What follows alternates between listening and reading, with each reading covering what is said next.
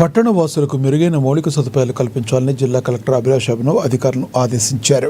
గురువారం ఉదయం నిర్మల్ పట్టణంలోని బుధవారపేట 38వ వార్డులో జిల్లా కలెక్టర్ అభిలాష్ అభినవ్ ఆకస్మికంగా పర్యటించారు. పలు వీధుల గుండా తిరుగుతూ రోజువారీగా సాగుతున్న పారిశుద్ధ్య పనులు, త్రాగునీటి వసతి తదితర సౌకర్యాలు ఎలా ఉన్నాయో స్వయంగా పరిశీలించారు. స్థానికులతో మాట్లాడుతూ వారికి రోజు తాగునీరు అందుతుందో లేదో, పారిశుద్ధ్య పనులు చేపడుతున్నారో లేదో వారిని అడిగి తెలుసుకున్నారు. వారికి ఏమైనా సమస్యలు ఉన్నాయో అని అడిగారు.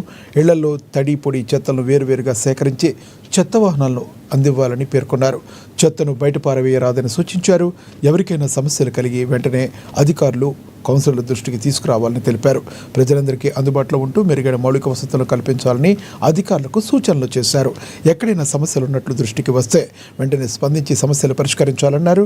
వేసవికాలం ప్రజలకు త్రాగునీటి ఇబ్బందులు కలగకుండా ముందస్తు చర్యలు చేపట్టాలని పేర్కొన్నారు. ప్రతిరోజు తప్పనిసరిగా చెత్త వాహనాలను అన్ని వీధుల్లోకి తీసుకురావాలని వివరించారు.